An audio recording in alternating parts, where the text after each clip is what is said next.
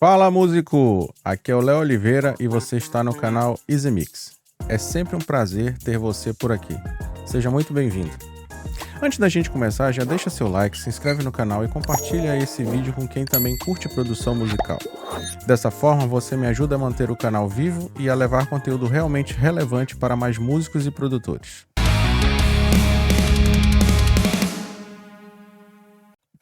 Uma das grandes novidades que trago para o canal neste ano são entrevistas e bate-papos com profissionais ligados à produção musical. Músicos, produtores, engenheiros de áudio, técnicos e outros nomes que vivem o dia a dia desse universo. Mas a continuidade desse projeto vai depender totalmente da receptividade de vocês. O termômetro para seguir adiante será o seu engajamento, porque assim vocês me mostram que esse conteúdo faz sentido e merece crescer. E para abrirmos essa série de bate-papos, eu trago com muita satisfação um grande amigo e profissional que eu admiro demais, o engenheiro de som Augusto Queiroz. O Augusto e eu construímos uma amizade que começou a partir de um trabalho profissional. Ele foi o responsável pela mixagem e masterização do meu primeiro álbum. E a partir dali nasceu uma parceria que se mantém até hoje. Já desenvolvemos 3 álbuns juntos, além de termos criado em conjunto o curso inovador de produção musical MIDI. Inclusive, se você ainda não conhece, vou deixar o link do curso aqui na descrição do vídeo. Fora isso, tivemos também diversas outras iniciativas ao longo desses anos. Então, Augusto, seja muito bem-vindo ao canal Easy Mix. Muito obrigado por aceitar o convite para esse bate-papo. Agora se apresenta aí para a galera que ainda não te conhece. Fala, Léo. Fala, pessoal. É um prazer estar hoje aqui participando dessa entrevista e podendo contar um pouco da minha história no mundo do áudio profissional. Como foi o seu primeiro contato com a música e com o áudio? Você lembra do momento que percebeu que queria trabalhar com isso profissionalmente? Então, meu primeiro contato com a música foi por volta dos 11 anos, quando eu comecei a estudar piano clássico e eu tive a influência, não diretamente, mas indiretamente, do meu pai, que é músico profissional, tecladista, tocou uma vida inteira em bandas de baile. Eu acompanhava ele estudando em casa, nos ensaios da banda, e aquilo foi me interessando e me levou a querer aprender a tocar um instrumento. Já o contato com o áudio veio um pouquinho depois, ali por volta dos 14, 15 anos, que foi quando eu comecei a acompanhar mais os shows, né, as apresentações da banda, na qual meu pai trabalhava, e eu me interessei muito pelos equipamentos de áudio. Estou falando ali do final dos anos 90, então eram vários equipamentos analógicos, mesas de som e tal, e eu comecei a direcionar mais o meu interesse para o mundo do áudio e fui deixando um pouquinho mais de lado a parte do instrumento, da execução do teclado, né? Enfim, voltei mais para a área do áudio profissional. Antes de ser engenheiro de som, quem era Augusto Queiroz? O que você fazia e como foi essa transição para o áudio? Na verdade, não existe, falando profissionalmente, a minha vida antes de ser um engenheiro de áudio, porque, como mencionei, eu comecei muito cedo. O primeiro dinheiro que eu ganhei na vida foi trabalhando com áudio, foi ali por volta dos 14, 15 anos, ajudando técnicos de som, de empresas, de bandas de baile. Então, a minha vida inteira eu trabalhei só com áudio profissional, tanto em empresas, casas de show, artistas, foi sempre trabalhando em estúdios também, foi sempre trabalhando com áudio profissional. Qual foi o maior desafio técnico ou pessoal no início de sua carreira? Teve algum momento em que você pensou em desistir? O meu maior desafio foi quando eu decidi, com 23 anos, me mudar de Nova Friburgo e vim para o Rio de Janeiro, que é a capital. Morava Nova Friburgo, é uma cidade do interior, região serrana do estado do Rio de Janeiro, e eu sabia que para eu poder evoluir na profissão, ter mais chances, ganhar mais dinheiro, eu precisava vir para uma cidade grande. Logicamente, a cidade mais próxima é o Rio de Janeiro, e foi um desafio porque eu vim morar sozinho enfim, dei sorte também porque uma semana depois já consegui um emprego para trabalhar como técnico de som de uma casa de shows grande que tinha na Barra da Tijuca. O que você fez na prática para se tornar engenheiro de áudio? Cursos, mentorias, tentativa ou erro? Como foi seu caminho? Então, o que eu fiz foi no começo acompanhar profissionais dessa área para poder ali com 14, 15, 16 anos acompanhar esses técnicos e aprender com eles. Então foi tudo uma troca de conhecimento ali entre profissionais, né? E meio que de autodidata também. E depois, um pouquinho antes de eu decidir vir morar no Rio de Janeiro, eu vim um ano antes morar 2 meses aqui no Rio para poder estudar em uma escola voltada para o áudio profissional, que é o IATEC, que era uma escola muito conhecida aqui no Rio de Janeiro. E, enfim, juntei uma grana, fiquei 2 meses morando no Rio de Janeiro e estudando nessa escola. Aí depois, quando eu vim morar no Rio de Janeiro, eu dei continuidade e finalizei meus estudos dentro do IATEC, que foi o que me alavancou para ter um conhecimento muito mais vasto e, enfim, evoluir muito nessa profissão. Quem ou que mais te influenciou na sua formação profissional? Algum produtor, engenheiro, banda, estúdio ou até um disco específico? Então, na verdade, ninguém. Dentro da área do áudio profissional, engenheiro de áudio, de mixagem, técnico de som, ninguém. Eu gostava muito dos equipamentos, do mundo do áudio, não sei também explicar o porquê. E indiretamente, de uma certa maneira, foi o meu pai, por eu ver ele tocar, estudar música, que foi quando eu comecei a aprender música lá com os 11 anos. Mas nunca tive, assim, nenhuma referência no mundo áudio. Existe algum projeto inusitado ou inesperado que você já trabalhou e que marcou sua carreira? Algo fora do comum que te tirou da zona de conforto? Como eu comecei com áudio profissional voltado para apresentações ao vivo, depois eu fui migrando com o tempo para o estúdio, e dentro do estúdio as condições são sempre mais controladas, é tudo mais organizado, digamos assim.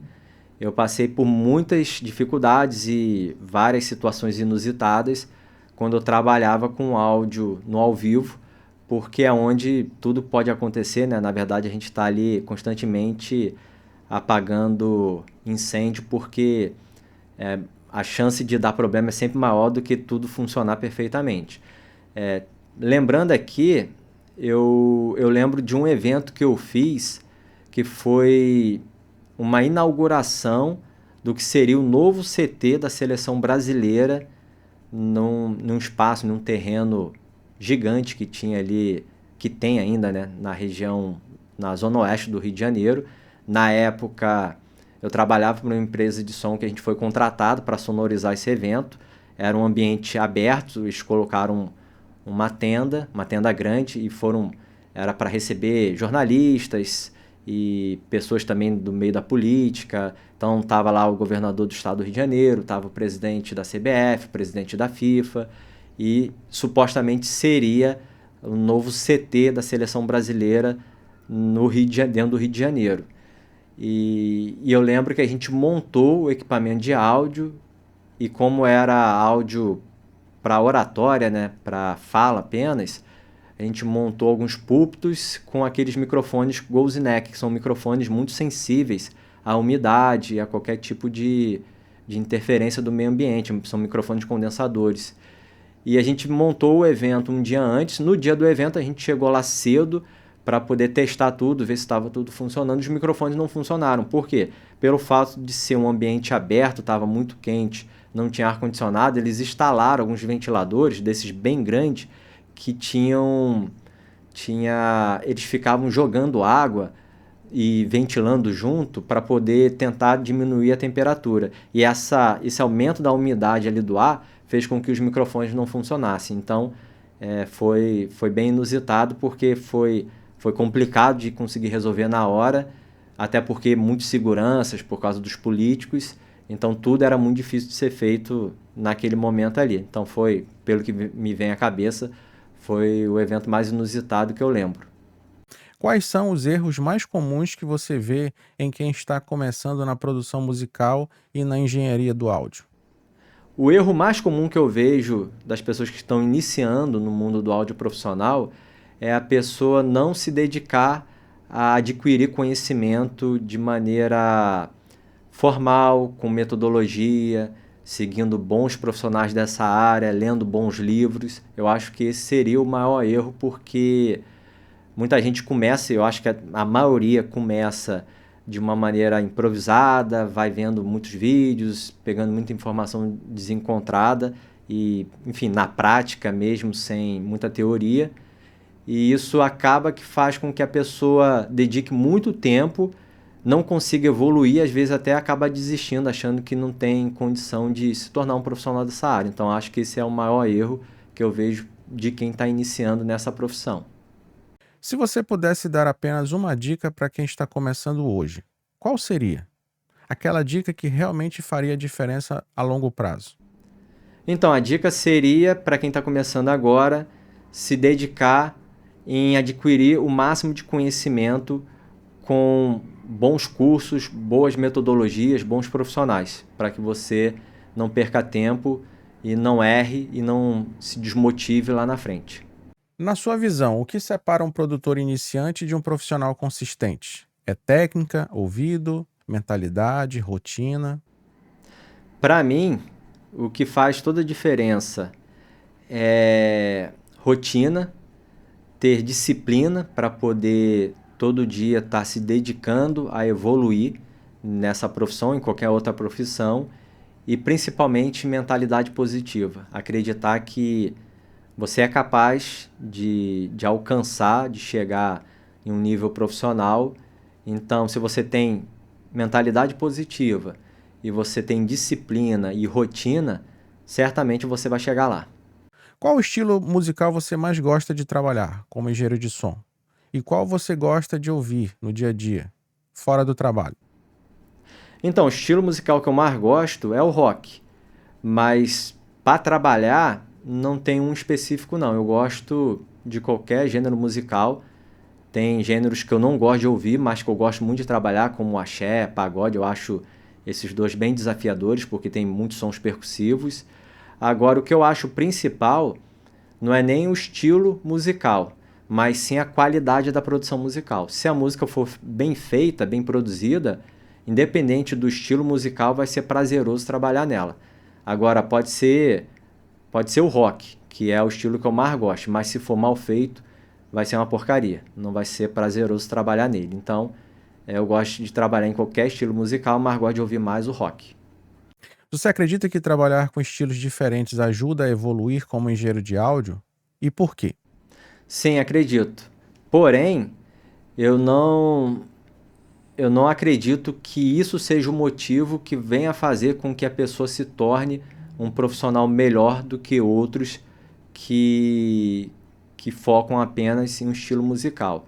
Eu acho que você trabalhar com diferentes estilos musicais faz com que você consiga se adaptar melhor a qualquer circunstância. Você vai conseguir incorporar técnicas que você utilizaria para um estilo musical, poder aplicar em outros e, enfim, trazer algo novo. Mas eu acredito também que se a pessoa foca em apenas um estilo musical e ela vai se aperfeiçoando, ela provavelmente será melhor nesse estilo especificamente falando do que um outro profissional que trabalha com diferentes estilos. Por quê? Porque essa pessoa pegou a linguagem, o entendimento de como fazer naquele estilo específico e certamente ela vai conseguir chegar no máximo de resultado porque ela está focada em apenas um único estilo musical, que provavelmente é o estilo que ela também mais gosta de ouvir. Como você enxerga a evolução tecnológica na produção musical nos últimos anos? Plugins, inteligência artificial, home studio, isso ajuda ou atrapalha? Eu enxergo com bons olhos. Eu vejo que a evolução tecnológica ela é super necessária, tem que existir. Eu gosto muito do passado também, dos equipamentos analógicos, de como era feito antigamente, até porque eu comecei no mundo analógico, mas sem sombra de dúvidas, a evolução tecnológica ela facilita muito as nossas vidas. Hoje a gente tem plugins que, que nos auxiliam muito a conseguir um resultado muito melhor do que a gente conseguia antigamente. A inteligência artificial está aí também para nos auxiliar, para facilitar a nossa vida, enfim, sou totalmente favorável à evolução tecnológica. Digital versus analógico. Na sua opinião, esse debate ainda faz sentido hoje? Onde cada um realmente se destaca? Então, para mim, na verdade, esse debate nunca fez sentido. Não fez sentido há tempos atrás, quando o digital surgiu, não faz sentido hoje em dia e não fará sentido em momento nenhum. Por quê? Quando você faz um debate, um comparativo entre o analógico e o digital, é como se você tivesse com uma obrigação de escolher qual dos dois é melhor. E para mim, ambos são bons, cada um possui suas qualidades e suas deficiências, e o importante é você entendê-los e utilizá-los da melhor maneira possível.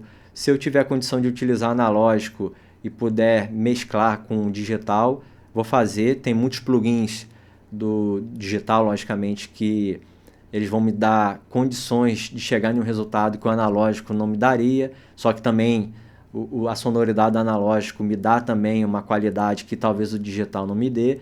Enfim, para mim eles se complementam, não é uma coisa que um exclui o outro. Você acha que hoje é possível chegar a um nível profissional trabalhando apenas em box? O que não pode faltar nesse cenário? Sem sombra de dúvidas, para mim é 100% possível, e falo isso porque se a gente for pegar as produções feitas nos últimos tempos, dependendo do estilo musical, logicamente, se a gente for pegar o pop, hip hop, rap, a gente vai perceber que praticamente todas elas são produções feitas em box, são produções utilizando plugins, utilizando computador. Então, assim, tanto a parte de produção como da engenharia do áudio, eu vejo que é 100% possível hoje você chegar no maior nível possível, né? No nível mais profissional possível, trabalhando com tudo em box, sem problema algum. Qual foi o maior erro que você já cometeu em um projeto e o que ele te ensinou? Então, o meu maior erro foi não ter estudado os equipamentos antes de utilizá-los em uma determinada situação. O que eu estou mencionando com isso? A gente conhece as técnicas, a gente sabe como gravar, como mixar, a gente entende todo o processo. Mas os equipamentos, eles mudam. Os programas de produção musical mudam, os plugins mudam.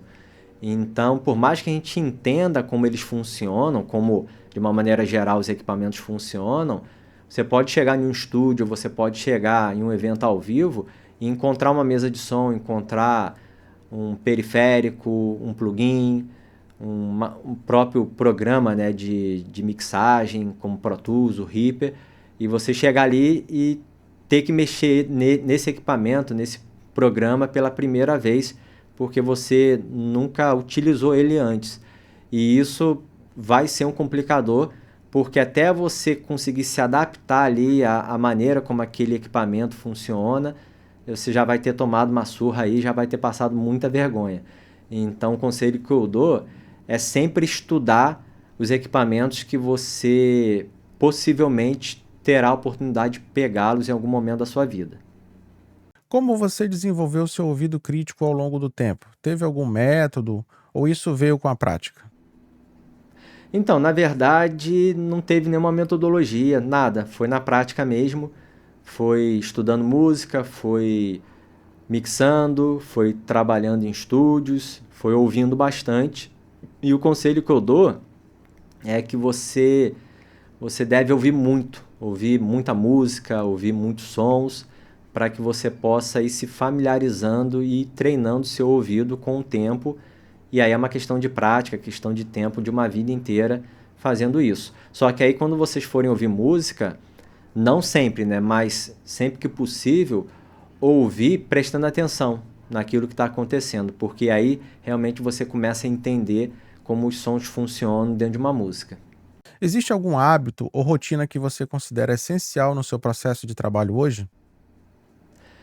Eu sou uma pessoa suspeita para falar disso, porque a minha vida toda ela é pautada em disciplina e rotina. Então, eu tenho hora certa para acordar, hora certa para dormir, para almoçar, para ir para o trabalho, para fazer minha atividade física.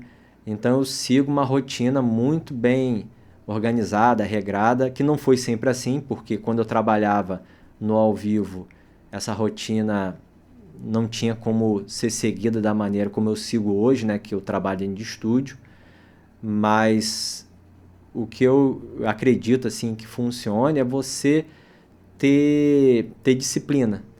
Por exemplo, se você está trabalhando com áudio e aí você recebeu uma demanda para poder mixar uma música, para poder, sei lá, fazer tratamento de um áudio, editar o áudio de uma produção audiovisual, seja o que for, é você não ficar procrastinando, não ficar se dispersando com redes sociais, com celular, é você focar para poder resolver aquilo dali e aí depois dar uma aliviada, dar uma descontraída, mas ter essa disciplina de focar naquilo que precisa ser feito e fazer. O que mais te motiva a continuar estudando e evoluindo, mesmo após tantos anos de experiência? Então, na verdade, para mim não existe nenhum motivo, nem nunca existiu um motivo específico para continuar trabalhando, estudando e evoluindo nessa profissão. Porque se a gente for pensar que para tudo que a gente precisa fazer, a gente precisa de um motivo, quando não tiver mais motivo, você para. Então, eu tenho na vida assim, você tem que fazer porque é preciso ser feito. E é preciso evoluir, é preciso estudar, é preciso cada vez estar melhorando como pessoa, como profissional, como engenheiro de áudio.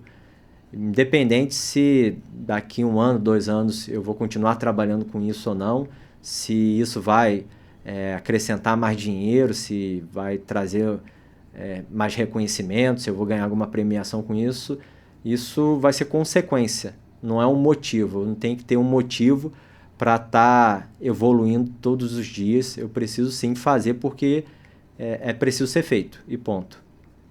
Olhando para o futuro, como você imagina a profissão de engenheiro de áudio daqui a 5 ou 10 anos? Cara, então, previsão para o futuro, pensando nessa evolução tão rápida da inteligência artificial, mesmo que seja para um futuro próximo, né, de 5, 10 anos, é coisa complicada de ser feito, mas, enfim, eu imagino que daqui 5, 10 anos a gente vai continuar existindo nessa profissão de produção musical, de engenheiro de mixagem, de engenheiro de áudio, mas eu acho que a gente vai deixar de ser menos técnico e mais, talvez, analista, avaliando ali todo o processo que está sendo feito por uma IA e tomando decisões. É como se você deixasse de ser aquele profissional que executa para ser aquele supervisor que está analisando o trabalho que foi feito e orientando para poder chegar em um resultado ainda melhor. Então, eu acredito que, pegando aqui, por exemplo, a mixagem, eu acho que a gente vai chegar no momento em que, como profissionais, com o ouvido treinado, a gente vai ficar só orientando a inteligência artificial para chegar no resultado que a gente mais espera, que a gente está idealizando. Não necessariamente colocando a mão na massa, né? Fazendo ali o processo de mixagem, aplicando as técnicas, mas sim tomando decisões para poder chegar no resultado que a gente espera. Se o Augusto Queiroz de hoje pudesse conversar com o Augusto do início da sua carreira, que conselho você daria a ele? Cara, se eu pudesse voltar no tempo e dar uma dica para o meu eu lá do início de carreira, seria não focar apenas, exclusivamente, em me tornar um profissional da engenharia do áudio, mas pensar também em adquirir conhecimentos em outras áreas que certamente fariam muita diferença na minha vida lá na frente, lá no futuro. Que seria, por exemplo, me desenvolver melhor na questão espiritual, me desenvolver mais também na parte física, de nutrição, de atividades físicas, também na parte financeira, entender como ganhar dinheiro, como investir o dinheiro para poder ter uma estabilidade financeira melhor no futuro. Enfim, ter conhecimentos em outras áreas que fazem muita diferença na vida de qualquer ser humano e não ficar tão focado em ser apenas um excelente profissional do áudio. Se isso, eu acho que é um conselho que serviria para qualquer profissão. Você pode pegar qualquer profissional aí, por exemplo, um advogado.